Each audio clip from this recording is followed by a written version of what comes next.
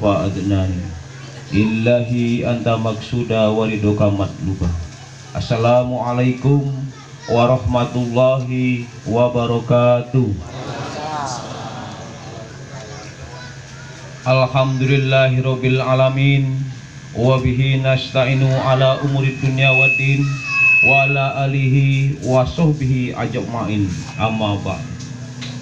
Yang guru hormati Kepala Desa Pengabuan Induk, yang saya hormati Kepala Desa Pengabuan Timur atau yang mewakili, dan saya hormati Ketua DPRD Kabupaten Penukal Abab Lematang Ilir, yang alhamdulillah pada kesempatan malam hari ini sempat hadir di tengah-tengah kita sekalian ini selaku pemangku kebijakan di daerah kita.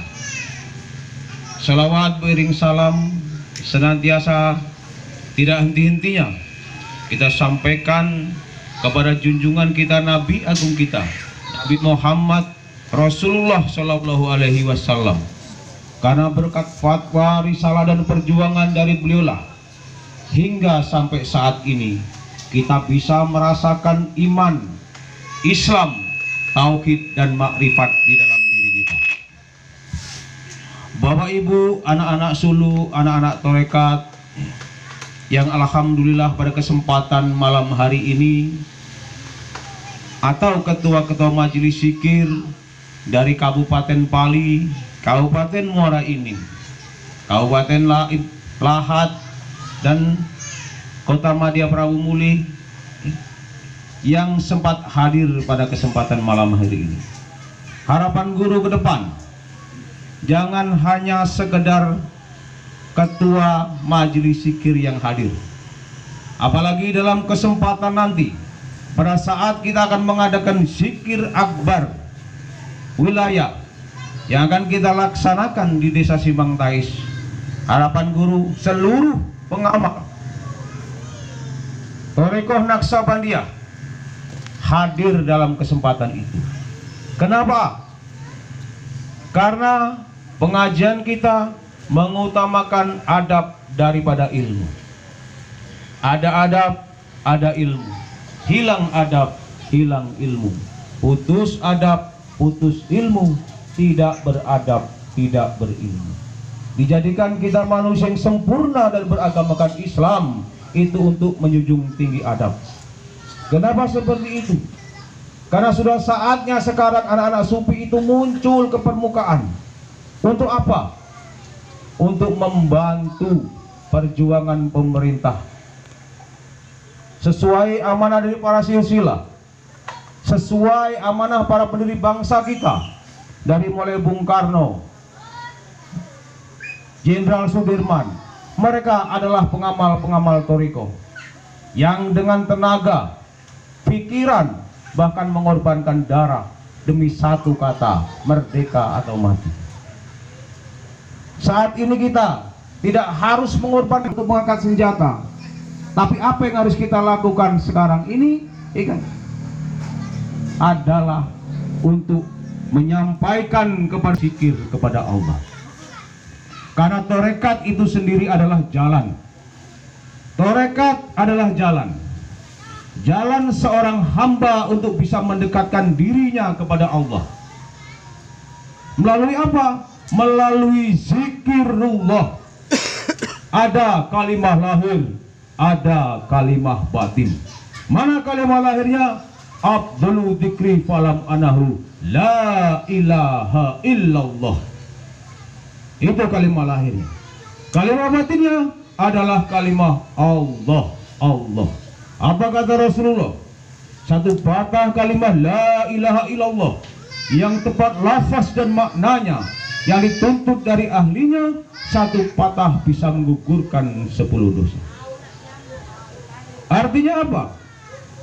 Menggugurkan 10 sifat buruk dari dalam diri kita. Kenapa? Karena diri kita ada diri yang lahir dan ada diri yang batin. Diri yang lahir dikatakan jasad manusia yang dijadikan dari tanah. namun proses penciptaannya melalui ibu dan bapak kita. Diri kita yang batin berasal dari Allah, yang wajib mutlak harus bisa kembali kepada Allah sesuai dengan perintahnya, inna lillahi wa inna ilaihi rajiun. Mana sih diri yang batin itu yang berasal dari Allah? Yang dijelaskan, setelah kusempurnakan kejadiannya 4 bulan 10 hari di dalam rahim seorang ibu, barulah kutiupkan ruhku, kata Allah. Setelah jasad sempurna di dalam rahim seorang ibu 4 bulan 10 hari, baru ruh ditiupkan ke dalam jasad manusia. Itulah diri kita yang batin, yang berasal dari Allah. Apa isinya? Adalah sifat Allah, kodrat, irodat, ilmu, hayat, sama, basar, dan kalam. Apa itu kodrat? Kekuatan. Irodat, pengenalan. Ilmu, diberikan akal dan pikiran. Hayat, hidup. Sama, bisa mendengar. Kalam, bisa berkata-kata. Basar, bisa melihat. Semua itu adalah sifat ma'ani Allah yang dititipkan dalam diri manusia, namanya ruh manusia. Berarti tidak ada, bapak dan ibu murid sekalian, sifat iri, sifat dengki, sifat tamak, sifat rakus. Sifat siapa itu? Adalah sifat setan dan iblis. Apabila sifat itu masih ada di dalam diri kita, maka setan dan iblis masih tersemayam di dalam diri kita. Apabila kita bekerja dan berbuat dasarnya karena iri dan karena dengki, maka perbuatan yang kita lakukan itu, disitulah yang dikatakan perbuatan dosa. Maka tarekat mengajarkan ada kalimah lahir, ada kalimah batin, untuk menyucikan lahir dan untuk menyucikan yang batin. Karena yang batin ini terdapat 70.000 penyakit, sifat dengki, sifat tamak, sifat rakus, dan lain sebagainya. Maka harus disucikan dengan zikirullah. Setiap barang yang kotor, kata Rasulullah, ada alat pembersihnya. Kalau baju kita kotor, dicuci dengan deterjen, dengan rinso, dengan sabun, ya kan? Kalau badan kita yang kotor, apa alat mensucikannya? Dengan air. Menurut ilmu fikih, tandanya bersih, hilang warna, hilang rasa, dan hilang bau. Itu menurut ilmu fikih. Namun kalau hati kita yang kotor, apa alat untuk mensucikannya? Apa kata Rasulullah? Alat untuk membersihkan hati, li sakaratun qalbu dzikrullah. Alat mensucikan hati, ingat Allah. Bagaimana hati supaya bisa ingat Allah? Maka laksanakanlah perintah Allah di Al-Mujadalah ayat 22. Ulaika kataba fi qulubihimul iman. Inilah Bapak Dewan yang terhormat, yang sering disebut oleh pengamal tarekat, yang dikatakan baiat.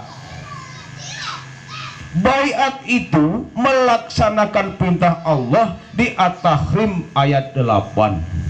Ya ayyuhalladzina amanu tubu ilallahi taubatan nasuha. Melaksanakan rukun-rukun taubatan nasuha, sehingga subuh nanti akan dinaksabandikan melaksanakan perintah Allah di Al-Mujadalah ayat 22. Ulaika kataba fi qulubihimul iman. Baru dalam qalbi itu dipasangkan kalimat Allah supaya berzikir kepada Allah. Naik napas Allah, Allah, Allah.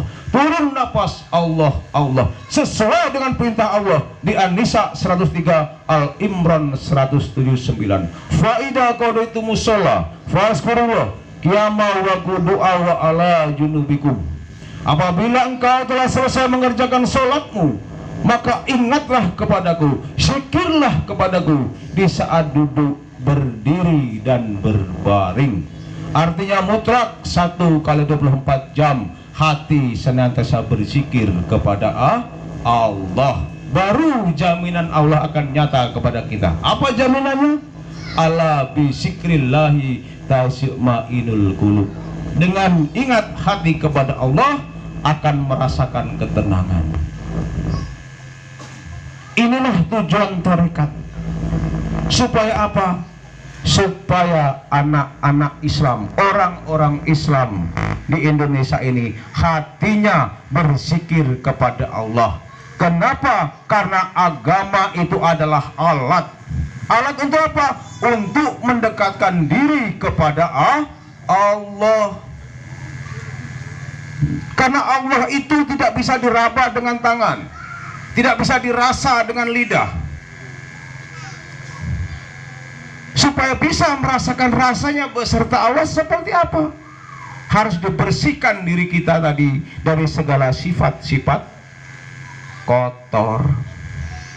Itulah kenapa diadakan majelis-majelis zikir sebagai wadah untuk kita senantiasa berwirid dan berzikir, mensucikan hati kita dari segala sifat-sifat majmumah.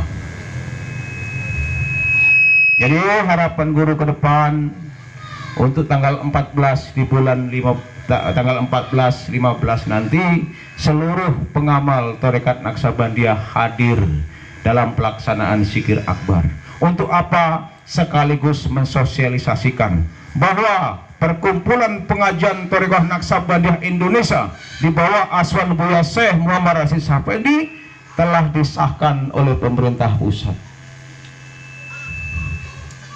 Jadi dalam kesempatan malam hari ini kepada pemerintahan yang sempat hadir, mungkin perwakilan dari Bapak Kades, anggota DPRD selaku pemegang pemangku kebijakan negeri ini, tolong sosialisasikan, sampaikan dengan umat Islam yang ada di khususnya di Pengabuan, khususnya di Kabupaten Pali ini, supaya ya kan menyampaikan apa sih tarekat itu, supaya pengamal-pengamal tarekat ini ya kan tidak cenderung minder, karena sering terjadi ya kan keluhan-keluhan dari saudara villa kita ya kan bahwa di sana sini dikatakan aliran sesat, ajaran sesat. Kami seluruh pengamal tarekat Naksabandia di bawah Aswan Buya Syekh Muhammad Rashid Safendi tunduk dan patuh kepada pemerintah negara Republik Indonesia. Jadi untuk itu mungkin tidak panjang lebar yang guru sampaikan, mungkin ini saja yang dapat guru sampaikan. Kurang lebih guru mohon maaf, kepada Allah guru mohon ampun. Guru akhiri billahi taufik wal hidayah. Wassalamualaikum warahmatullahi wabarakatuh.